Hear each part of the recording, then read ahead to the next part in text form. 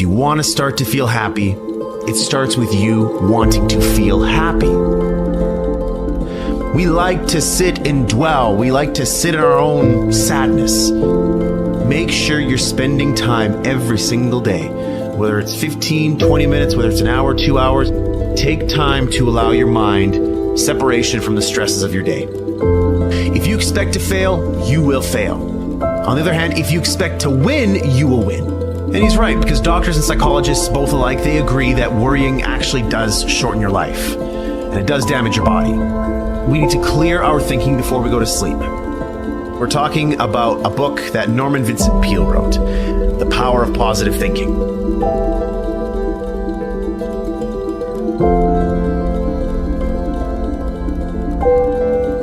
Let's kick this off with golden nugget number 1, creating your own inner happiness. That you are responsible for your own happiness. Because unhappiness is usually the byproduct of you thinking sad thoughts, you having these negative feelings, you having resentment towards others, and just having an overall crappy outlook on life. So if you think those things, what do you think is going to happen? You have to force yourself to not think those negative thoughts. Peale says we have to get into the happiness habit by thinking upbeat, cheery thoughts throughout the day. We like to sit and dwell. We like to sit in our own sadness. I don't like to do that, but I just know that sometimes my brain forces me to do that, and I don't know why. So I have to force myself to not do that. I have to put on upbeat music. I have to go do something productive. I have to get in the gym. I have to go hang around friends that are going to make me laugh. And it's tough. At first, it doesn't feel right. It feels like you're forcing it because you are forcing it. But eventually, it starts to make you feel better. There are miracles happening all around you. There is beauty all around you. Open your eyes and look. Can you see the sun shining? Great. Can you hear the birds chirping? Great. Can you feel the warmth of the sun on your skin? Awesome. There's simple beauties all around us. If you want to start to feel happy, it starts with you wanting to feel happy. So short circuit those negative thoughts. And when you start to feel bad, when you start to find yourself gossiping, feeling guilty, feeling angry, feeling whatever it is you're feeling that's negative, turn that around. Force yourself to think positively. Do positive things. And while it doesn't feel right at first, keep going. You're on the right path. Golden nugget number 2, the antidote to anxiety. Is that people waste a lot of their time, a lot of their energy fuming and fretting about things that they cannot control. Go back to Covey's principle. Circle of concern, circle of influence. Focus only on those things in the circle of influence. Everything else in the circle of concern, you can't control. You can't affect that. So move on. Don't allow your mind to just spend time in that space. You're wasting your mind's energy. So as part of this antidote to anxiety, Peale says that we need to slow down to relieve our anxiety and to attain peace. And he suggests meditation. He suggests that we devote at least 15 minutes daily to calming and relaxing ourselves by thinking peaceful thoughts, or not thinking anything at all. So something he shares in the book is to help get rid of the tendency to worry and get angry, we need to relax and spend a few minutes thinking about beautiful, peaceful settings, hearing the birds chirping, feeling the sun on our face, all these things that I was talking about before, where it's just a matter of you actually thinking that in your mind. Wherever you are, if you're at work, if you're in your house, it doesn't, or close your eyes and open your mind to maybe a place where you were on vacation before. And go there for 15 minutes. Smell the smells. Feel what the sand feels like on your feet. Feel yourself plunging into the ocean.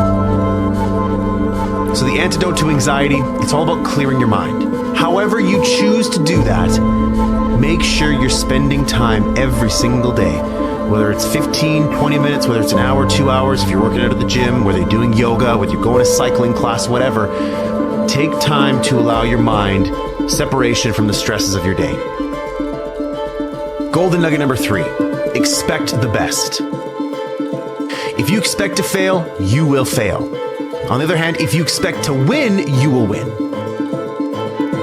So, what seeds are you planting in your mind? Are you planting seeds of positivity or seeds of negativity? Guess what? Your life is going to give you back more of that. Are you planting seeds of, doubt and, I'm not going to make this work, or something bad is going to happen? If you're planting seeds of that, guess what you're going to get? More of that. Start focusing on the positive. Start focusing on how things can go right. And guess what? When things go wrong, say, there's a lesson in that for me. Because life doesn't happen to me, it happens for me. So everything that's happening is there to teach me a lesson. This isn't a setback, it's a set up. This thing that's really bad, it happened for a reason. I'm going to learn from it, I'm going to get better. Golden nugget number 4, worry not. And he's right, because doctors and psychologists, both alike, they agree that worrying actually does shorten your life. And it does damage your body. We need to clear our thinking before we go to sleep. And we need to imagine our worries flowing out of our body like water out of a glass. So don't think that my path is the right path. No. This path is good for me.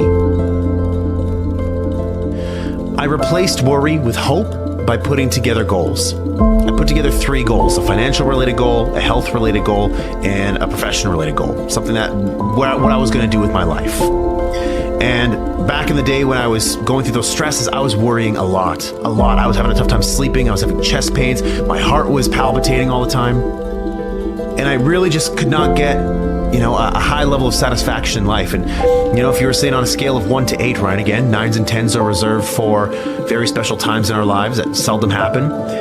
I was sitting at a 4 consistently. Where I would wake up and I'd all of a sudden feel the stresses of the day. I would pass between 3 and 4 all the time. So what I did was to replace that worry, that anxiety, that fear, I built myself a plan that gave me hope. Goals that gave me hope. Something that got me excited. Something that I wanted to work towards. Something I wanted to achieve because I knew that if I did, it would get me out of this mess and my life would be better as a result.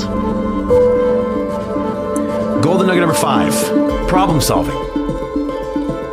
I had problems that I needed solutions to. I had desires, I had wants, I had dreams, I had goals that I needed a solution to. The crap show was a solution. Create Your 8 was a solution. But what I did need to do was take myself out of the busyness of the day and allow my mind to sort of free up and look for inspiration all around me. And know that whatever solution I'm looking for, it's going to come to me. And this is where in this golden nugget in the book where Peele talks about, problem solving, he gives us 10 problem solving techniques, which many of them I believe with. The first one, believe that for every problem there is a solution. So yes, believe that your problem can be solved. Yes, it's hard. Yes, it's difficult. Yes, you don't have a solution right now, but there is a solution. And oftentimes there's more than one. 2, try to maintain your serenity as you address a problem. So don't feel anxious. Don't try to get angry and say, I'm not getting this. I don't understand. No. You need to be calm. You need to be hopeful that there's going to be a solution to this problem. Number 3, don't try to force an answer, or don't try to say like, oh my God, I need an answer by Saturday at noon. If I don't get it by Saturday at noon, then it's too late. Sometimes you can't force it. Life often happens for you. And so you just need time for that to reveal itself to you. Number 4, gather all relevant information. Pretty simple. Do as much research as possible. Number 5, write down all facts about the situation. Again, get understanding for the problem, what's going on. You need to get clarity on the problem so you can get clear on what solutions you need to solve it. Number 6, spend time praying about the issue you are confronting. Listen, if you're praying about it, that's fine. If you're not praying about it, maybe you're thinking about it. Always make time to think about it. When you're walking in nature, yes, take time to think in nature and allow your mind to flow. But when you separate yourself from the stresses, the anxieties, the busyness of the day, allow your time to think about solutions. Number 7, believe in and seek God's guidance on the promise of the 73rd Psalm, "Thou wilt guide me by thy counsel." If you believe in the religious aspect of that, that will talk to you. That necessarily doesn't talk to me. So I maybe won't be using that one. Number 8, rely on your inner gifts of insight and intuition. There's things that we believe we should do, and then there's things that we know we should be doing. So you got to listen to yourself, and it takes time. It does take time. It takes patience. It takes some maturity for you to realize what you're great at. And sometimes you're doing something just to make a living, just because it's my job, it's my career, it's what I believe I'm great at. But you have other gifts within you that maybe you're not exploring yet, that you should be. Number 9, attend religious services where you can and listen peacefully and let your subconscious work on the problem. Again, you can go to church you can just go for walks. I love going for walks, period. I'll put music on my ears and allow myself to think. Pretty simple. Number 10, the answer that develops in your mind or comes to pass is the right answer. So I just allowed the thoughts that came in my mind. Whenever I had a thought, an inspired thought, I wrote it down on my phone. Pulled up my phone, opened up the notepad, and just wrote it down. At the end of the day, I would think about it, ponder on it, say, you know what, this idea is something I want to go further into, and dig deeper into that. That's exactly how this show happened. That's exactly how Create Your Aid happened. It's exactly how you're going to find solutions to your problems. Last but not least, golden nugget number 6, how to handle heartache. Now, everybody at some point in their life experiences heartache, and it's tough. And so Peel says that for us to get over heartache, we need to resist the heartache by staying busy. So if you're getting a divorce from your husband or your wife, if you just broke up with your girlfriend or your boyfriend, if you just lost a loved one, if a loved one passed away, a friend, a family member, doesn't matter who it is. He says that in order for you to get through it, you need to stay busy. You need to return to your normal activities as soon as possible after a loss or a defeat. And you need to resist the temptation to brood and feel sorry for yourself. I got to get back to work. I got to get back to my goals. Get back in the gym. Get back to eating right. Get back to hanging out with my friends, my family, listening to the music that I was listening to. We have to return to life. But sometimes we just have to be sad, and we have to work our way through it. But the key here is to not allow your mind to dwell on it for too long. That's not handling heartache. That's allowing heartache to take control of you and to win.